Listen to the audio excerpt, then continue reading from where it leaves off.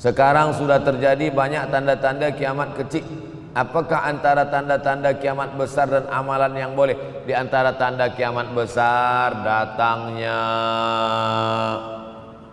Al-Mahdi, datangnya Al-Masih Dajjal, turunnya Isa Al-Masih, keluarnya binatang yang berbicara kepada manusia, terbitnya matahari dari barat.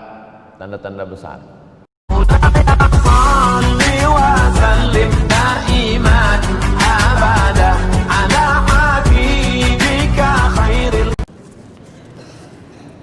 Ustaz, ada seorang pakcik datang kepada saya. Dia suruh saya simpan duit dia. Alhamdulillah. Dia cakap nanti ada masa dia datang ambil. Tapi sampai sekarang sudah 1 tahun pakcik itu tak sampai duit dia banyak. Yang saya nak tanya, bagaimana saya nak pulangkan duit dia sementara saya tak tahu nama dia dan dia ahli keluarga dia di mana. Akan datang, mana tahu datang lagi pakcik macam ni juga. Mana tahu macam ini, bukan dia, tapi macam ini datang, tanyalah nama dia, nombor telefon, IC anak dia. Tapi rasa-rasanya saya dah 43 tahun belum jumpa dengan pakcik macam ni lagi. Unik. Sebab apa? Ini terkait dengan masalah harta. Wadi'ah. Wadi'ah adalah barang yang kita titipkan, yang kita wasiatkan, yang kita pesankan. Banyak orang masalah harta ini susah. Menguji emas dengan api, menguji manusia dengan harta, dengan uang. Disitulah baru nampak mana kawan, mana lawan kalau sudah terkait dengan benda, dengan materi, dengan harta, dengan duit, dengan uang. Oleh sebab itu maka tulis, ini barang dah jadi dah. Lalu bagaimana? Kita tak tahu dia di mana. Maka cari ahli warisnya. Ahli waris tak jumpa juga, balikkan kepada masalih ammah. Masalih ammah maknanya yang dipakai umat Islam secara umum. Masjid, hospital, anak yatim, usia emas, fakir miskin, bagikan kepada mereka. Bila kita ada pinjam uang orang, selepas 10-15 tahun kita nak bayar, kita tak tahu dia di mana. Anak cucunya pun sudah tak ada. Awak dah cari dia? Sudah Ustaz. Kamu dah cari anak menantu dia? Sudah. Di mana kamu cari? Di Google. Mana dapat? Carilah ke kampung dia. Tak dapat juga, maka diberikan kepada masalih ammah. Masalih ammah, kepentingan orang banyak. Kepentingan orang banyak, masjid, hospital, anak yatim, fakir miskin, orang banyak. Bolehkah saya bagi ke tahfiz? Boleh. Sebab tahfiz juga masalih ammah, orang banyak. Saya Fulan bin Fulan. Sekarang sudah terjadi banyak tanda-tanda kiamat kecil. Apakah antara tanda-tanda kiamat besar dan amalan yang boleh? Di antara tanda kiamat besar, datangnya Al-Mahdi, datangnya Al-Masih Dajjal, turunnya Isa Al-Masih, keluarnya binatang yang berbicara kepada manusia, terbitnya matahari dari barat. Tanda-tanda besar. Kita tidak disuruh mencari-cari, menunggu-nunggu, menengok-nengok. Allah Ta'ala bagi tahu itu, Nabi bagi tahu itu supaya kita siap-siap. Kalau kita dibagi tahu kamu akan mati, Abdul Somad kamu akan mati, bukan saya nak cari-cari bila saya mati. Lalu kemudian saya datang ke doktor, doktor tolong cek jantung saya, kira-kira tahun berapa saya mati. Bukan. Bila kita dibagi tahu kamu akan mati, maka yang perlu kita siapkan adalah bekal untuk mati. Begitu juga dengan kiamat ini. Dunia akan kiamat. Bukan kita cari tahu bila kiamat akan terjadi, tapi maknanya kita siapkan bahwa rumah kita yang besar akan hancur, bahwa kereta kita yang cantik akan hancur, bahwa kita pun akan hancur dimakan cacing tanah. Maka siapkanlah bekal untuk menghadap hari kiamat. Itu maknanya. Yas'alunaka 'anis sa'ati ayyana mursaha. Mereka bertanya kepadamu bila hari kiamat. Qul la ya'lamuha illahu. Yang tahu hanya Allah sahaja. Manakala Nabi sedang sampaikan tazkirah, ada seorang bertanya, "Ya Rasulullah, mata sa'ah? Bila terjadi hari kiamat?" Nabi tak ada jawab. Nabi tanya balik, "Ma'adatalaha?" Nabi tak jawab. "Ma'adatalaha?" Apa yang kamu siapkan untuk menyambut hari kiamat itu? Apa jawab dia? "Hubbullah wa rasul. Hubbullahi wa rasulih Aku cinta kepada Allah dan Rasulullah. Kata Nabi SAW, cintamu kepada Allah dan Rasulullah SAW sudah menyelamatkanmu. Maka yang perlu dari pertanyaan jamaah kepada Nabi itu menunjukkan apa yang sudah kita siapkan untuk menghadapi hari kiamat. Ustaz Abdul Somad, saya nak bertanya, kita akan jumpa bulan Rajab dan Sya'ban. Puasa sunat apa saja yang dikerjakan di bulan Rajab dan Sya'ban?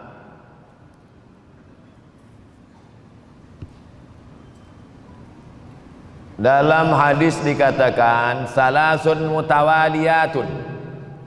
Inna iddatash syuhuri 'indallahi 12 syahran fi kitabillah. Jumlah bulan ada 12, minha arba'atun hurum. Syukran, jazakallahu khairan, ahsanallahu ilaikum. Minha arba'atun hurum, ada 4 bulan haram. 4 bulan haram maknanya 4 bulan mulia kita disuruh beribadah. Ibadah yang paling elok adalah puasa sunat. Apa 4 bulan haram itu? Salasun mutawaliyatun, 3 bulan berterusan, 3 bulan. Muharram, Zulqa'dah, Zulhijjah, Muharram. Wa baina Jumada wa Sya'ban, ada 1 bulan bersendirian. Dia terletak antara bulan Jumada dan Sya'ban. Itulah dia bulan Rajab. Jadi nanti kalau ada orang banyak berpuasa bulan Rajab, apa dalil awak puasa bulan Rajab? Karena bulan haram. Bulan haram bulan mulia.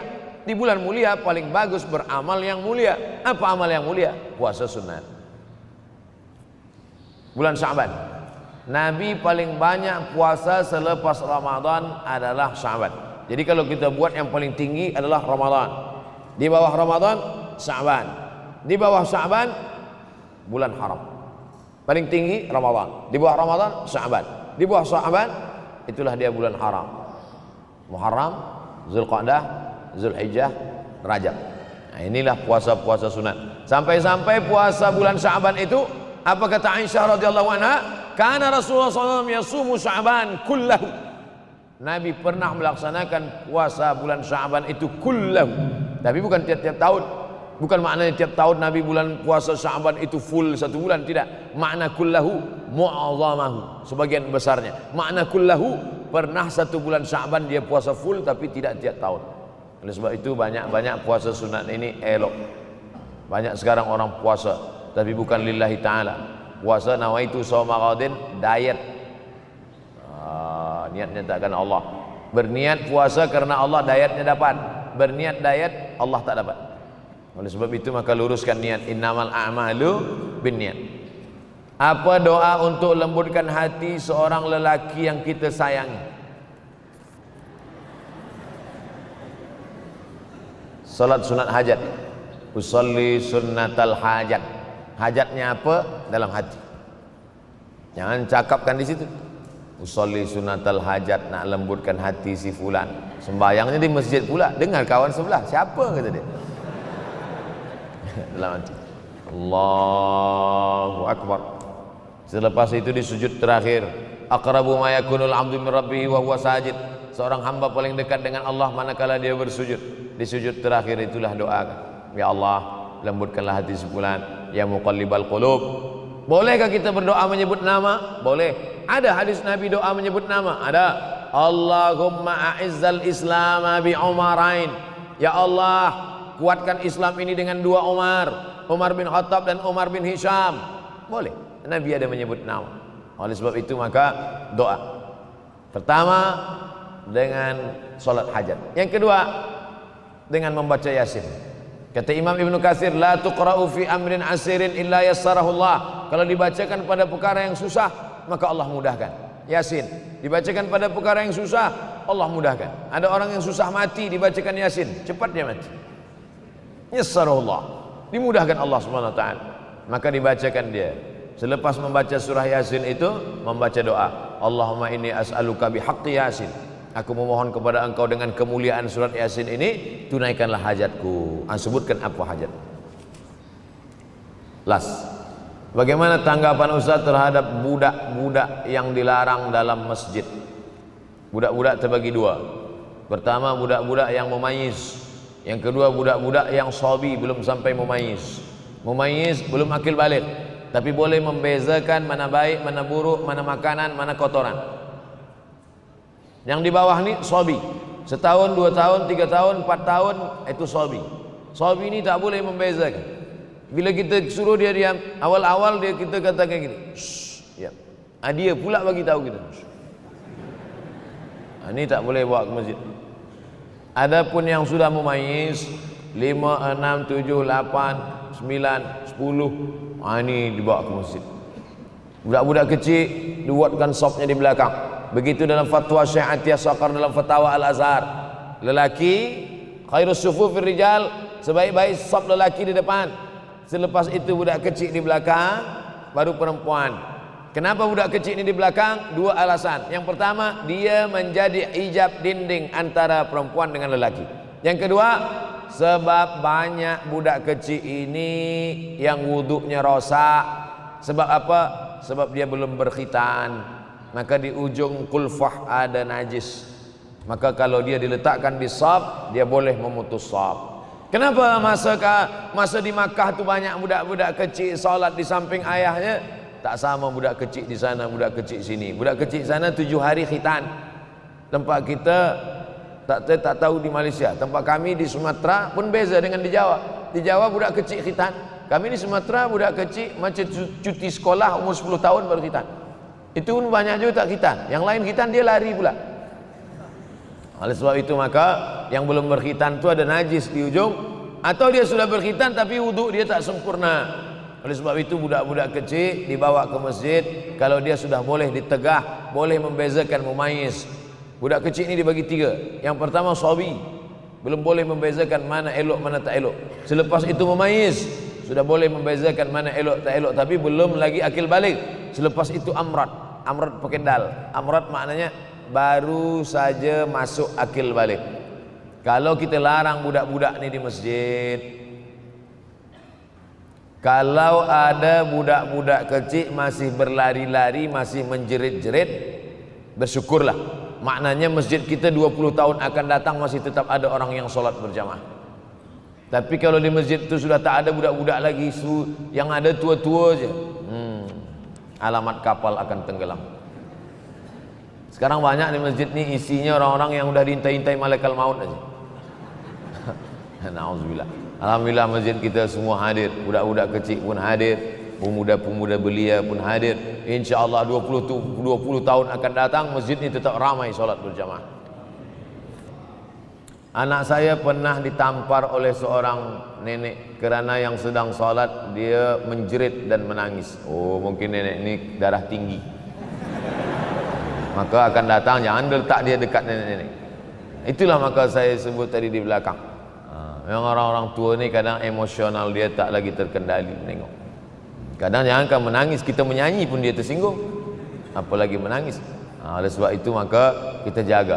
Ada setengah orang tua memang tak suka menengok budak kecil. Ini budak ni pergi balik. Kalau tak aku mati dia sipak ke dia.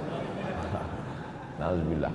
Jadi manusia ini kalau sudah 7 ke bawah, 71 ke atas, memang macam-macam akhlak, akal dia sudah dicabut oleh Allah. Mudah-mudahan yang kita inginkan. Makanya ada doa supaya jangan sampai an yuradda ila ardhalil umuri. Jangan sampai aku disampaikan pada usia yang hina. Ada manusia ini usianya hina. Sebab apa usia hina? Wa man nu'ammirhu nunakkishu fil khalqi. Siapa yang kami panjangkan umurnya, kami kurangkan kejadiannya. Sudah sampai pada umur itu berkurang kejadian. Kaki berkurang, mata berkurang, telinga berkurang, dan paling mengkhawatirkan adalah akal pun berkurang. Inilah termasuk akal berkurang. Dia tanpa budak kecil itu sebenarnya umur dia sudah hampir-hampir sama macam budak kecil itu juga. Mudah-mudahan kita diselamatkan daripada usia yang hina ini insyaallah. Di akhir majlis mari kita berdoa kepada Allah supaya kita istiqamah hingga akhir zaman, akhir hayat. Ala hadhihi niyya al-Fatihah. A'udzubillahi minasyaitonir rajim. Bismillahirrahmanirrahim.